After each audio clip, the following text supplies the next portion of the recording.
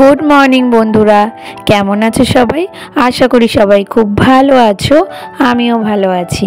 আমার এক আকাশ স্বপ্ন চ্যানেলে তোমাদেরকে অনেক স্বাগত আর ভালোবাসা জানিয়ে আজকের ভিডিওটা শুরু করছি। আজকে হলো বুধবার আর এখন ঘড়িতে বাজে প্রায় 6:15 মতো। তো সকালবেলা দেখতেই পারলে বেশ সুন্দর রোদ উঠেছে। আর রোদ উঠলে না আমার বারান্দা থেকে ঘরে অবধি রোদটা চলে আসে। আর ওইদিকে রিশান এখনও ঘুমাচ্ছে, ওকে তুলবো 6:30 নাগাদই ওকে তুলি। তো সেই জন্য ভাবলাম ততক্ষণ ঘরটাকে ঝেড়ে নিই। তো এই যে এখন ঘরটা ঝেড়ে নিচ্ছি। আর কালকে রাত্রিবেলা না আমি আবার ভুলে গেছি মাছটাকে ফ্রিজ থেকে বার করে রাখতে। তো সেই জন্য বরফ হয়ে গেছে। তো বরফটা ছাড়ানোর জন্য ওরকম গরম জলে ঢেকে রেখে দিলাম। আর তোমাদেরকে না একটা কথা বলে রাখি, আজকে না আমার গলার ভয়েসটা হয়তো একটু আস্তে শোনাবে বা সেরকম এনার্জেটিক বলে মনে হবে না অন্যান্য দিনের থেকে, কারণ আজকে শরীরটা খুব একটা ভালো নেই। তো সেই জন্য তোমাদের কাছে রিকোয়েস্ট যে তোমরা একটু অ্যাডজাস্ট করে নিও। আর তার সাথে তোমাদেরকে বলবো, তোমরা যারা যেখান থেকে আমার ভিডিওটা দেখছো প্লিজ পুরো ভিডিওটা দেখার চেষ্টা করো, আশা করি তোমাদের ভালো লাগবে। তো ঘর ঝাড়া তো এদিকে মোটামুটি হয়ে গেল।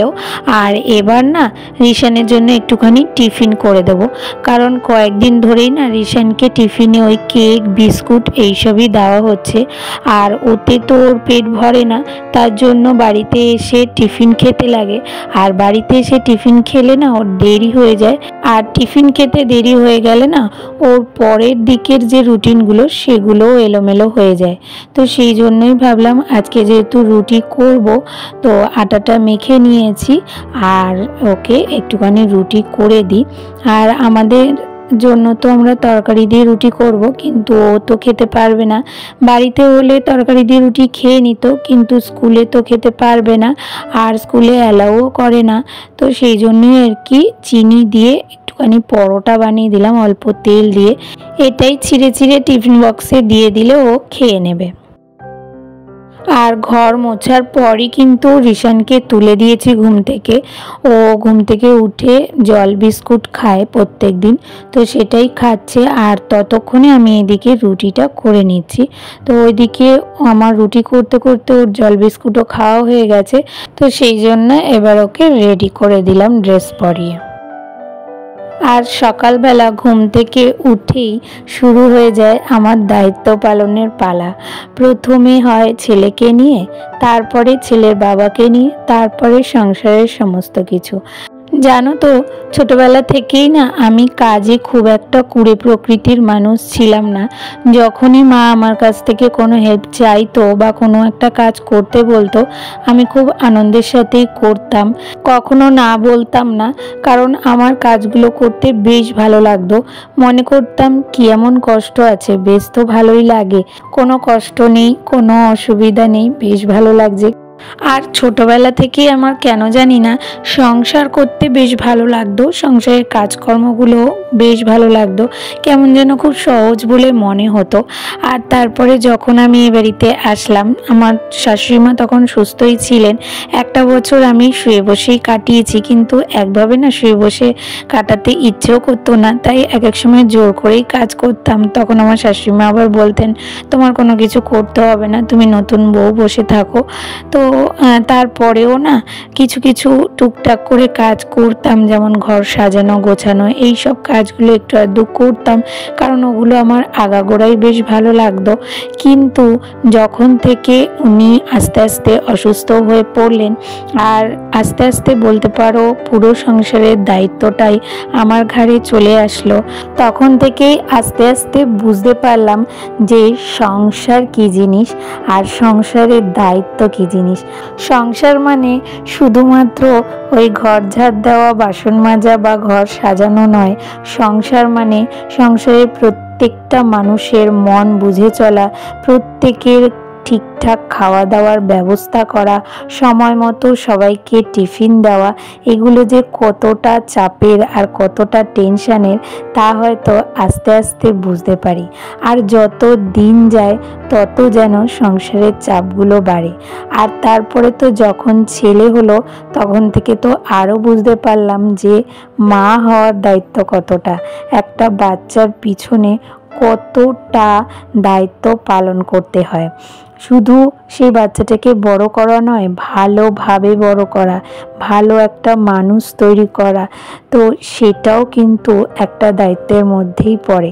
তো এই সব কিছু ভাবি যখন না, তখন মনে হয় কি আমি কত ভুল ভাবতাম না, কত সহজভাবে নিয়েছিলাম সংসারকে বা সংসারের দায়িত্বগুলোকে। এখন বুঝতে পারি যে সংসারের দায়িত্ব কী। তো যাই হোক, সংসারের দায়িত্ব যখন নিয়েছি বা আমার কাঁধে এসে পড়েছে, তখন সে দায়িত্ব তো পালন করতেই হবে, সে যেভাবেই হোক না কেন। তবে মাঝে মাঝে একটু কষ্ট তো হয়, হাঁপিয়ে উঠি, কারণ রক্তে মাংসে তৈরি একটা মানুষ, যন্ত্র তো নয়। তবে আমার সংসার জীবন খুব একটা বয়স হয়নি, এই 7-8 বছর হবে, কিন্তু আরও কিছু বছর গেলে হয়তো আরও বেশি ধাতস্থ হয়ে যেতে পারবো বা অভ্যাসটাও আরও বেশি হয়ে যাবে। তো যাই হোক, তোমাদের সাথে কথা বলতে বলতে ওইদিকে কিন্তু আমার রান্না মোটামুটি হয়ে এসেছে। একদিকে বসিয়ে দিয়েছি মাছের ঝোল, দেখতেই পারলে পাবদা মাছের ঝোল আলু আর ঝিঙে দিয়ে করছি। আর তার সাথে আজকে হচ্ছে গিয়ে পাঁচমিশালি তরকারি, যা যা ঘরে সবজি ছিল, আলু, পটল, বেগুন ছিল না, কুমড়ো, ঝিঙে, এই সব কিছু দিয়ে একটা তরকারি করে নিয়েছি। আর আজকে টিফিনে হবে রুটি, তো সেই জন্য রুটিগুলোকে বেলে নিচ্ছি। যেহেতু গ্যাসে দুদিকে দুটো তরকারি বসানো রয়েছে, তো সেই জন্য ভাবলাম রুটিগুলোকে একবারে বেলে নিই, তাহলে ভাজতে দেখবে সুবিধা হয়। বেলা ভাজা ওগুলো করতে না অসুবিধা হয়, কারণ আমার ওই স্ল্যাপের মধ্যে তো বেলে ভাজার সুযোগ নেই। আমি এই টেবিলের উপরেই বেলি, কারণ ওখানে জায়গার খুব অসুবিধা হয়, ভাতের হাঁড়ি থাকে, তারপরে তরকারির বাটি এইসব থাকে, তো সেই জন্য এখানেই আমার বেলতে বেশি সুবিধা হয়। তাই আর কি ভাবলাম যে এখানে বেলে নিয়ে তারপরে ওখানে নিয়ে গিয়ে ভাজবো। আর ততক্ষণে ওইদিকে দেখতে পেলে রনও চলে এসেছে। আর আজকে না রিশানকে আনতে আমি যাব না, কারণ অনেকগুলো কাজ রয়েছে, তো সব কিছু কাজ শেষ করতে করতে না আমার হয়ে উঠবে না। এখন যদি আমি রিশানকে আনতে যাই না, তাহলে অনেকটা টাইম পার হয়ে যায়। আর তার মধ্যে আজকে রান্নাটা শেষ হয়নি, যেহেতু রুটি করছি, রুটি করতে তো একটু সময় লাগে, আর রুটির সাথে তরকারিও করব, তো সেই জন্য সেই তরকারিটাও হয়নি এখনও। তো সেই জন্যই আমার শ্বশুরমশাইকে বলেছি, উনি নিয়ে আসবে রিশানকে। আর তার মধ্যে অনেকগুলো কাঁচাও রয়েছে, জানো তো, সেই কাঁচাগুলো করতে হবে। কালকে দেখতে পারলে না চাদর একটা বার করেছি, তো সেই চাদরটা কাচতে হবে। তবে সকাল সকাল কাচতে পারলে খুব ভালো হতো ভেবেছিলাম, জানো তো, রান্না করতে করতে ওইদিকে কেচে নেব, কিন্তু এই রান্নাঘরে ঢুকলে না এক এক সময় হয়ে ওঠে না। আর আজকে রান্নাও অনেকগুলো ছিল, তো সেই জন্য আর কি কাচার দিকে যেতেই পারিনি। এখন এই যে রুটিগুলো করা শেষ হলো, আর তারপরে এখন হচ্ছে গিয়ে এই যে রুটির জন্য যে আলুর তরকারিটা করব, সেই তরকারিটা বসিয়ে দিলাম। আর এই আলুর তরকারি না আমার শ্বশুরমশাই আবার খেতে চান না, কারণ উনি আলু খেতে খুব একটা পছন্দ করেন না। তরকারিতে দিলে তবুও সেটা খেয়ে নেয়, কিন্তু এরকম শুধু আলুর তরকারি দিয়ে রুটি উনি খাবেন না। ওনাকে ওই দুধ বা মিষ্টি জাতীয় কোনো জিনিস দিলে সেগুলো দিয়ে খেয়ে নেবে, তো সেটা দিয়ে ওনাকে দেব, দুধ দিয়ে। আর এখন আমার আর ওনার জন্যই আর কি করে নিচ্ছি তরকারিটা। তবে আজকে না একটুখানি এই ডিম দিয়ে আলুর তরকারিটা খুব করতে ইচ্ছে করলো। অনেক দিন আগে বিয়ের পর যখন আমি রান্না শুরু করেছিলাম, তখন প্রায় দিনই না রুটি হতো আমাদের বাড়িতে, এই বাড়িতে। তো রুটির সাথে না আলুর তরকারি বেশি হতো, আর সবসময় প্রত্যেক দিন একঘেয়ে আলুর তরকারি না খেতে ইচ্ছা করতো না। তো সেই জন্য একদিনকে না হঠাৎ করেই আমি আলুর তরকারির মধ্যে একটুখানি ডিম দিয়ে দিয়েছিলাম, যে দেখি তো কেমন লাগে, সবসময় তো একঘেয়ে আলুর তরকারি খাই। তো সেই আলুর তরকারি খেয়ে রনর এত ভালো লেগেছে, এমনকি আমার দিদিও একবার এসেছিল, আমার দিদিরও খুব ভালো লেগেছিল এই আলুর তরকারিটা ডিম দিয়ে। তো সেই জন্যই আজকে করলাম, অনেক দিন করা হয় না, তো আজকে হঠাৎ করে মনে পড়লো তাই আর কি করলাম। আর তারপরে এদিকে রিশান চলে এসেছে, তাই জন্য ড্রেসটা ছাড়িয়ে বই খাতাগুলো দেখে নিলাম কি কি দিয়েছে।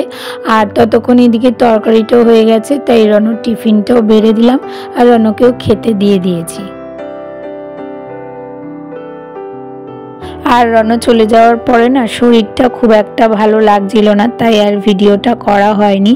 এখন সব কাজ শেষ করে এই যে পুজো দিতে আসলাম। তো আজকে যেহেতু গণেশ চতুর্থী, তাই ঠাকুরকে একটুখানি জিলিপি এনে দিয়েছি। আমার কাছে যেহেতু কোনো গণেশ ঠাকুর পাতা নেই সিংহাসনে, তাই আর আলাদা করে ঠাকুর পুজো দেওয়া হয়নি, তবে আমার যে ঠাকুররা আছে তাদেরকে একটুখানি সেবা দিলাম। আর এই পুজো দিতে দিতেই ভিডিওটা আমি এখানেই শেষ করব। তাহলে আজকের ভিডিওটা তোমাদের কেমন লাগলো?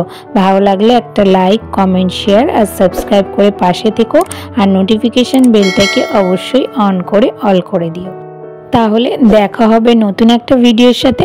ততক্ষণের জন্য তোমরা সবাই খুব ভালো থেকো, সুস্থ থেকো আর অনেক অনেক স্বপ্ন দেখতে থাকো।